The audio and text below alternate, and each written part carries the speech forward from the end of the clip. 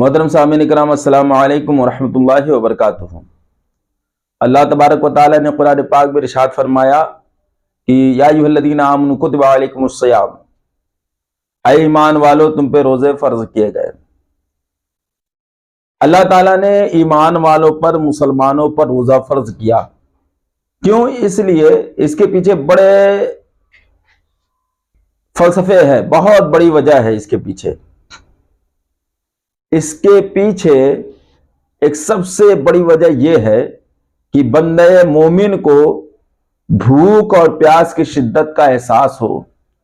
کوئی دولت مند ہو یا ثروت مند ہو، وہ شخص بھی بھوک اور پیاس کی شدت کو محسوس کرے، اور اس کے عوض، اس کے بدلے میں اللہ تبارک و تعالی بندہ مومن کا ٹھکانہ جنت میں بنانا چاہ رہا ہے۔ اب یوں ہی دیکھیں، جیسے رمضان کا مہینہ جو آتا ہے، اللہ تبارک و تعالی نیکیوں، ایک نیکی کا بدلہ 70 گنا سے 700 گنا بڑھا دیتا ہے۔ 70 گنا سے 700 گنا بڑھا دیتا ہے۔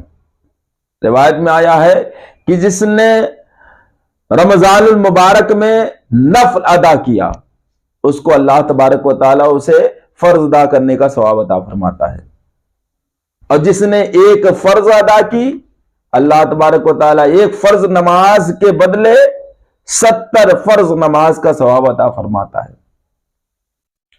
اور یہ تو نمازوں کی باتیں ہوئی، اور اس کے علاوہ بھی میرے آقا صلی اللہ تعالی علیہ وسلم نے ارشاد فرمایا کہ جب کوئی روزے دار خاموش رہتا ہے، خاموش، تو اللہ تبارک و تعالی اس کو تسبیح پڑھنے کا ثواب عطا فرماتا ہے۔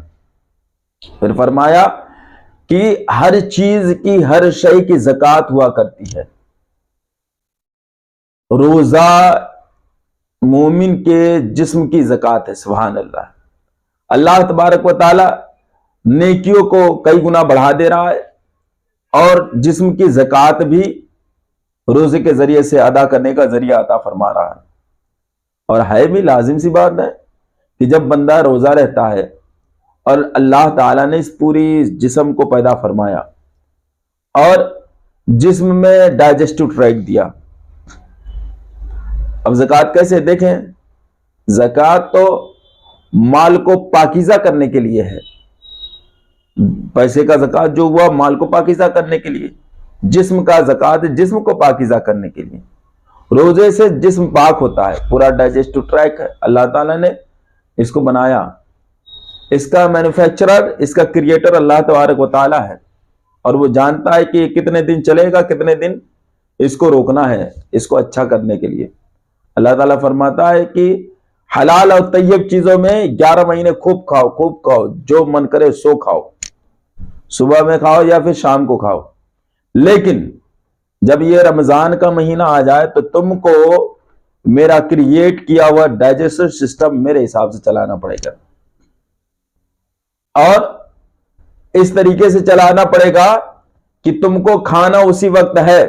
کب کھانا ہے؟ صبح صادق کے سے پہلے اور غروب آفتاب کے بعد۔ اس کے بیچ میں نہ اس میں پانی تمہارے ڈائجسٹو ٹریک میں جانا چاہیے، نہ کھانا ڈائجسٹو ٹریک میں جانا چاہیے، بلکہ اس کو فری کر دو، ڈائجسٹو ٹریک کو، تاکہ اس کے اندر کے جتنے بھی غلاظت ہے، پیٹ کے اندر کا، لیور کے اندر، پیٹ کے اندر کا، اور کیا نام ہے، آنت کے اندر کا جتنا بھی غلاظت ہے، اس کو صاف کر دے، اور اس کو اپنے اندر کے غلاظت کو بھی صاف کرنے کا موقع ملے۔ اور حکمت، رمضان کے روزے کی حکمت، جو شخص رمضان کے روزے رہتا ہے تو اللہ تبارک و تعالی اس کے بدلے انسان کو بھوک کا احساس ہوتا ہے، بھوک کا احساس ہوتا ہے۔ اب ایک انسان مالدار انسان ہے تو اس کو کب بھوک کا احساس ہو؟ اس کے پاس تو ہمیشہ پیسہ ہے۔ جب اسے کھانے کی خواہش ہوتی ہے، جب اسے کھانے کی ضرورت ہوتی ہے، وہ ترنت جاتا ہے دکان سے، جو چاہے اس کو خرید کر کھا لیتا ہے۔ کبھی ایک لمحے کے برابر بھی اپنے بھوک کو وہ روکتا نہیں ہے۔ لیکن واہ جب رمضان میں آیا نا بندگی کرنے کے لیے تو پھر وہ کئی گھنٹے بھوک کو روکا. تب جب اس کے سامنے کھانے کا نوالا پہنچتا ہے اور پانی کے قطرات جب اس کے سامنے رکھے جاتے ہیں, پانی رکھا جاتا ہے, اور اس کو جب افطار کرتا ہے اور کھانا کھاتا ہے, پانی کو پیتا ہے, تب اسے سرور حاصل ہوتا ہے. آقا صلی اللہ علیہ وسلم نے فرمایا روزے دار کے لیے 2 خوشیاں ہیں. جب روزے دار افطار کرتا ہے تو اس وقت اس کا روزہ مکمل ہو جاتا ہے, وہ ایک خوشی اس کو حاصل ہوتی ہے. اور دوسرا, جب اس روزے کا بدلہ رب تعالی عطا کرے گا, اور اس روزے کا بدلہ کیا ہے؟ اللہ تبارک و تعالی نے فرمایا کہ اللہ تبارک و تعالی کا فرمان ہے کہ اس روزے کا بدلہ میں خود ہوں. یا ایک روایت میں ہے, روایت میں آیا ہوا ہے الصوم لی وانا اجزی بہی, روزہ میرے لیے ہے اور میں ہی اس کا بدلہ ہوں, یا اس کا بدلہ میں دوں گا. اور اجزا بہی مجہول کے ساتھ پڑھا گیا تو اس کا مطلب یہ ہوگا کہ اس کا بدلہ میں خود ہوں. یعنی ایک روزے دار کے روزے کا بدلہ یہ ہے کہ اللہ تبارک و تعالیٰ اس کو اپنا دیدار کرائے گا. سبحان اللہ. روایت میں آیا ہے کہ سینکڑوں سال جنت کی لذتیں آدمی حاصل کرے, لیکن ایک لمحہ رب کو دیکھنا اس لذت کو فیکا کر دے گا.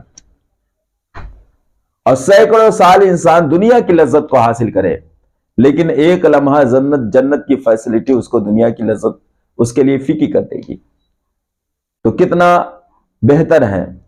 اور الصوم لی اللہ تبارک و تعالیٰ نے فرمایا, تو اس کے بارے میں محدثین کرام نے فرمایا کہ روزہ جو ہوتا ہے اللہ اور بندے کے درمیان کی عبادت ہے. اس کو کوئی دیکھ نہیں سکتا, اس کو دیکھے گا تو رب دیکھے گا. بندہ جب نماز پڑھتا ہے, رکوع سجدہ کرتا ہے, تو اس کو دیکھنے والا دیکھتا ہے تو سمجھ جاتا ہے.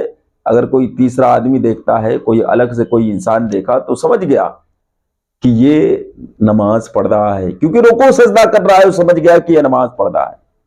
اگر قرآن پاک کی تلاوت کرتا ہے تب بھی سمجھ جاتا ہے کوئی سامنے قرآن پاک رکھا ہوا ہے اور اس کی زبان ہل رہی ہے, تو یعنی وہ قرآن پاک کو پڑھ رہا ہے. دیکھ کر سمجھ کر جاتا ہے بندہ, کوئی نیکسٹ بندہ, کوئی دوسرا بندہ اس کو دیکھ کر سمجھ جاتا ہے کہ وہ اللہ کی عبادت میں مشغول ہے. تسبیحات پڑھتا رہتا ہے تب بھی سامنے والا دیکھ کر سمجھ جاتا ہے. حج کرنے کے لیے جب حج کرنے کے لیے جاتا ہے تب بھی اس کو حج کے ارکان دیکھ کر کے لوگ سمجھ جاتے کہ عبادت میں مشغول ہے. لیکن رمضان المبارک اتنا پاکیزہ عبادت ہے.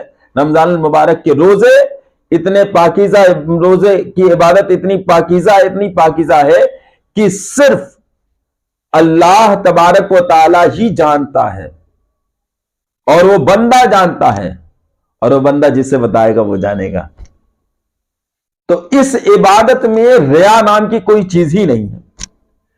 اس وجہ سے روایت میں آیا ہوا ہے کہ جب میدان محشر بپا ہوگا تو انسان کے پاس حج کی دولت ہوگی, اور حج کی نیکیاں ہوگی, اور نماز کی نیکیاں ہوگی, صدقات و خیرات کی نیکیاں ہوگی, زکات و فطرے کی نیکیاں ہوگی, اور بہت ساری عبادتوں کی نیکیاں ہوں گی.